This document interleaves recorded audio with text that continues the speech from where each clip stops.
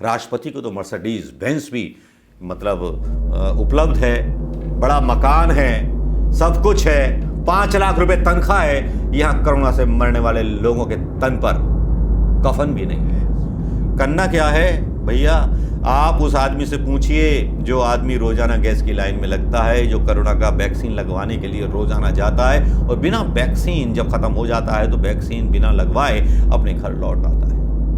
उन गरीबों से पूछिए जिनकी लाशों पर कफन नसीब नहीं होता।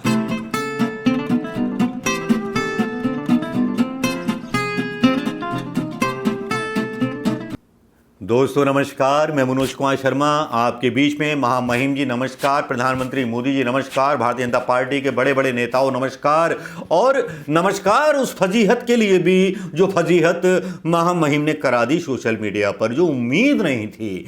राष्ट्रपति साहब ने एक बयान दिया जो बयान कमाल कर गया, और कमाल ऐसा कर गया कि पुराने वाले राष्ट्रपतियों को बता गया कि वो टैक्स नहीं देते थे, और टैक्स जो हैं हमारे महामहिम राष्ट्रपति रामनाथ सिंह कोविंद जी देते हैं, और कोई टैक्स देता ही नहीं था। किसकी है? अरे जिसने टैक्स दिया है, जो टैक्स देता है। आज यदि मैं कहने को सब जानते हैं इसलिए कहना उसमें कोई बुराई नहीं है। यदि राष्ट्रपति देश का हाईएस्ट पेड एम्प्लॉई है तो वो टैक्स भी तो देता है। हम टैक्स भी देते हैं 2.25 लाख रुपया महीना, लेकिन वो कोई कहेगा कि आपको, लेकिन जो मिलता है उसकी सब चर्चा करते हैं कि आपको तो 5 लाख मिलता है, कि उसमें से हर महीने 2.25 लाख निकल जाता है, बचा कितना? और जितना बचा उससे अधिक तो हमारे अधिकारी और उन सबको मिलता है, कि जो टीचर्स बैठी हुई है ना, टीचर्स, उन सबको सबसे ज्यादा मिलता है। मैं इसकी बात का उल्लेख केवल इसलिए कि ये जो रामनाथ कोविंद सिंह के बयान ने सोशल मीडिया पर हंगामा मचाया हुआ है। लोग गूगल कर करके देख रहे हैं कि राष्ट्रपति को कितनी तनख्वाह मिलती है, कितनी सुविधा मिलती है। ये आज पहली बार इतिहास में हुआ है। 70 साल में वो चमत्कार मोदी साहब की सरकार में हुआ है कि जो हिंदुस्तानियों को अभी तक राष्ट्रपति की तनख्वाह नहीं पता थी, 70 सालों में कब किस राष्ट्रपति की कितनी तनख्वाह रही, ये सब पता चल गया। एक बयान ने पूरा मजा खराब कर दिया भारतीय जनता पार्टी की मोदी सरकार का। बयान क्या था? बयान आपने सुनी लिया होगा, बयान डालने की जरूरत नहीं है। उसमें राष्ट्रपति कोविंद कहते हैं कि मुझे 5 लाख रुपए सैलरी मिलती है, जिसमें से इतने पैसे कट जाते हैं, 30% कटौती करके। मेरे हाथ में आता क्या है? मुझसे तो अच्छा एक शिक्षक है जो कमा लेता है। लोगों ने बोलना शुरू कर दिया कि प्रधानमंत्री कोविंद को एक शिक्षक की नौकरी कर लेनी चाहिए, एक शिक्षक को राष्ट्रपति की नौकरी कर लेनी चाहिए। लेकिन इसी बीच हुआ क्या? हुआ ये कि इसको कवर अप करने के लिए ये बयान कल का दिया हुआ है। किसी प्रिंट मीडिया ने, किसी भी गोदी मीडिया ने इस पर बहस नहीं चलाई कि किस तरह से एक संवैधानिक पद पर बैठा हुआ राष्ट्रपति लोगों के सामने मिथ्या बोल रहा है, स्पीच दे रहा है।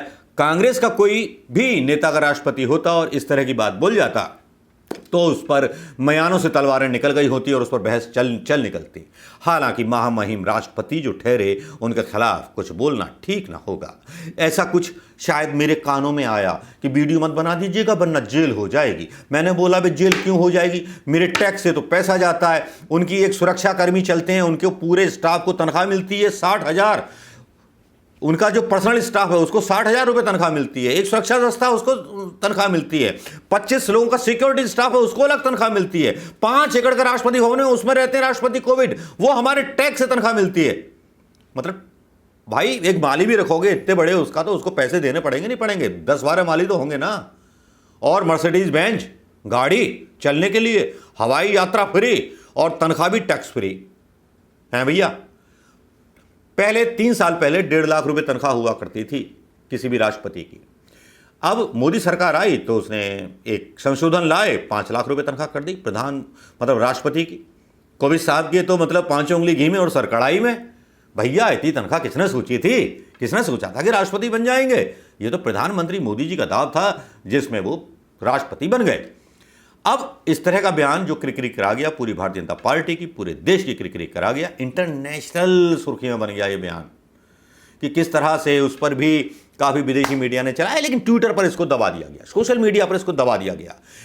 लेकिन दबाने से क्या होता है? जो सच्चाई मतलब निकल जाती है तो निकल जाती है, खुशबू आ नहीं सकती कागज़ के फूलों से, सच्चाई छुप नहीं सकती बनावट के उसूलों से।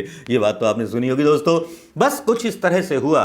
इतनी सारी जानकारी के बाद लोगों ने पूरा पोस्टमार्टम करना चालू कर दिया राष्ट्रपति कोविंद के दावे का, और जब पता चला कि उनकी तो मतलब जो पेमेंट है वो टैक्स फ्री है, लेकिन जिनको ये पता चला कि टैक्स फ्री है वो भी गलत है। अब आप सोच रहे होंगे कि वो गलत कैसे हैं? मैं बताता हूं। मैं आपको बताता हूं कि प्रधानमंत्री मोदी जी ने और उनकी कैबिनेट ने कोरोना काल में एक अच्छा काम किया था। उस अच्छे काम की तारीफ होनी चाहिए। सांसदों की सैलरी में 30% की कटौती की गई थी, जो 1 साल तक चलेगी। सारे सांसद जितने भी थे उसका पैसा सब जमा करेंगे पीएम केयर फंड में या जहां भी है। और ये कोरोना वायरस के कारण सरकार के द्वारा लिया गया फैसला था। अब इसमें संसद सदस्यों के वेतन भत्ता एवं पेंशन अध्यादेश 2020 का स्थान लेगा। प्रहलाद जोशी थे इसमें। सीएफआई में ये फंड जाएगा, कंसोलिडेट फंड ऑफ इंडिया में।